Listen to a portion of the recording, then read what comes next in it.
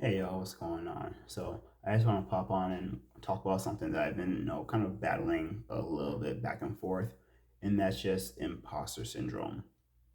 Um, I face it in kind of different ways, but for this video, I'm just going to talk about it in regards to school. Um, I faced it with work. I faced it mainly with school. No, again for this video. But the reason why I want to talk about that today is because, you know, going into this degree, I got into this degree because I'm like, I've always wanted to have a doctorate since I was, legit 6 years old. I'm like, that's a whole nother story for another day. I'll talk about that. Um, and then, getting to the program, some of my classmates were like, oh yeah, I want to work. They knew exactly what they want to do. They're like, I want to do this, this, this, this, this. I've been doing this. I'm like, y'all know exactly what y'all want to do the whole thing. I'm like, that's pretty dope, to be honest. Now I'm just like, I think I know what I want to do. I'm pretty sure I want to do. I'm pretty sure I know what I want to do. But the thing that is good but bad about this degree is that it's semi-specified, but it's not super specified. Again, no, I'm a physical therapy assistant also. So if you get a physical therapy assistant degree, you work as a physical therapy assistant. Um, but with the Doctor of Health Sciences, it's almost like a mixture of admin and public health. So you can work in a hospital setting. You can work my current job. You can work in telehealth. You can work for government entities. You can work in epidemiology labs. You can do research studies. You can do grants. You can do we work on policies. There's so many different things that you can do with this degree, which is pretty dope. But it's also like a little bit overwhelming at the same time. So it's like just trying. Again, a lot of people know going to teaching. A lot of people have this degree almost as a secondary degree. Because I have, I'm trying to think. I have at least one classmate that's already an MD, and this is almost like a secondary degree. Um, so just watching where people want to go, it's like, man, y'all got this whole thing figured out, and I'm just like, I think I know. I think I know. I'm still trying to figure that whole thing out. You know what I mean? So it's been a journey. It is a journey.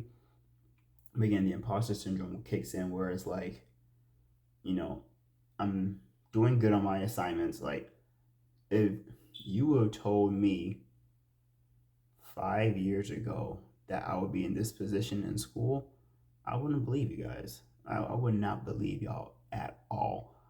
Again, that's another video for another day. I'm planning on talking about my whole school journey from little kid to now to past graduation. But I've struggled in school. So to see where I'm at right now, it's mind boggling at times to think I've gotten this far. But I'm just like, it's still like a slight like, do I even belong here? Being at this level with these people who know exactly what they want to do. Um, being 6 months away from calling myself doctor. That is insane to think about. And it's like, man, it's it's weird. It almost feels like it shouldn't be me at times, but it's like, you worked hard for this, man. You've put some work in. You're putting some work in. Like I said, 6 o'clock mornings are not uncommon. 4 o'clock mornings are not uncommon at all. Um, there, it's it's easy for me to stay up 20 hours a day between work, between school, between doing research on different things. A 20-hour day is not uncommon at all. And I know this isn't even the hardest degree out there. So there are other degrees I'm just like, man, it just makes me think about so many different things with school, with my current degree, um, with where I'm going next. And that is also where things are coming in because I'm like, education wise, I know I have the requirements to get to those next steps of wherever those next steps may be. My current goal is I want to get into like a director level position. And then eventually I may try to go COO one day. That'd be pretty cool, to have those big three letters behind my name. Like CEO, I'm not 100% certain on, but COO, I think that'd be pretty dope. But again, I want to get into at least a director level position. That would be a really good. That is like one of my current big goals is to get into a director level management. Um, and It's like, how do I get there? That I'm not certain. One thing that's kind of interesting though is a couple months ago, I was talking to my friend about progression and things like that, and this they sent me this application or this job rec, and it was for a director level position, like at like an adjacent hospital, and it was looking for someone who had my exact job, the degree that I'm working on, and something else. I'm just like, this is too ironic. But I'm still relatively new to management, so I didn't believe in myself that I could do that job, at that level. Again, it was a director level position, so I'm like, I'm still a new manager. I'm not sure if I should do that, this or that. It's kind of almost like making excuses for myself. I'm not even sure if I should do that. That's a little bit too much. I'm a little gun shy about it. But it was just ironic because I was talking to somebody else and I was like, again, my degree is very broad, so the route that I go, that's where I'm kind of struggling at. And then this job rec pops up looking for someone who has the exact degree that I'm going for, who's a health coach manager, because I think it was like director of health coaching management or something like that. I'm like, this is insane. And I was like, I don't trust myself. I didn't believe myself that I could do that level of work with the experience that I had. So again, it was a little self doubt. And I was like, this is something I've been looking for, trying to figure out. And I'm like, so there is a position that's looking for someone who has the exact credentials that I have. I just didn't think that they were looking for me per se, because I'm still, again, I guess I just didn't believe in myself, to be honest. But again, I felt like they weren't looking for me. So one of the things I told myself, I was looking over it and looking over it and looking over it. Everything looked amazing. I just didn't have the required or the recommended management years or years of management that they wanted. So I told myself, if this position is open, whenever I wake up, I was looking at it like on and off like a week. Like, this position is open. When I wake up, I'm gonna go ahead and apply for it. And it wasn't open. So I missed my shot, which still bites me. I'm just like, it was literally right there. It's like everything that I was looking for, it was right there. I was like, everything. I just didn't believe myself.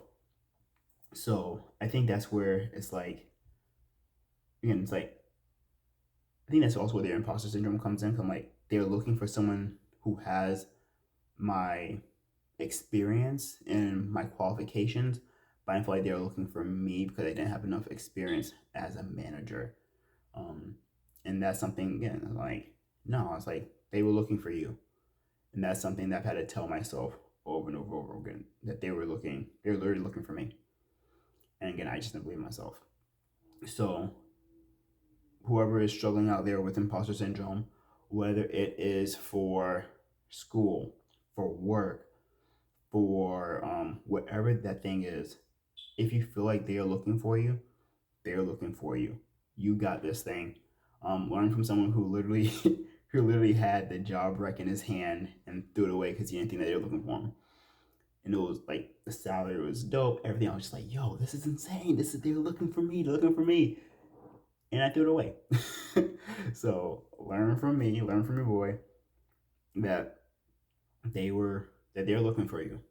Whatever that position is, whatever that school is, whatever you're going for, if you're like, hey, I'm not sure they're looking for me, they're looking for you. You just have to believe in yourself enough to feel like you belong in that space that they're asking for. So yeah, so I just want to jump on real quick and just talk about that a little bit. That the imposter syndrome is real. Again, 6 months until I have no those big letters behind my name, Dr. Hill, DHSC. So I'm looking forward to it. Um, Again, just gotta find my path, if you will, of how to get to that director level position, how to get to that C-suite level position. That is my goal, just to figure out what my path looks like. Because again, everyone has a different path. And I think that's also why the imposter syndrome looks different for me compared to other people. is because my path is different from your path, is different from their path or her path.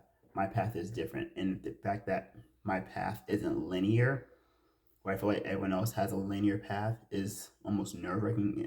Well, not nerve wracking. It's almost annoying. Cause I'm like, my path should be linear, but everyone's different. So yeah, again, just want to know, pop on, just let you guys know, that if you feel like you got that imposter syndrome, you're not alone. Just gotta believe in yourself more than that imposter is talking to you. So again, it's your boy Mike. Until next time, y'all.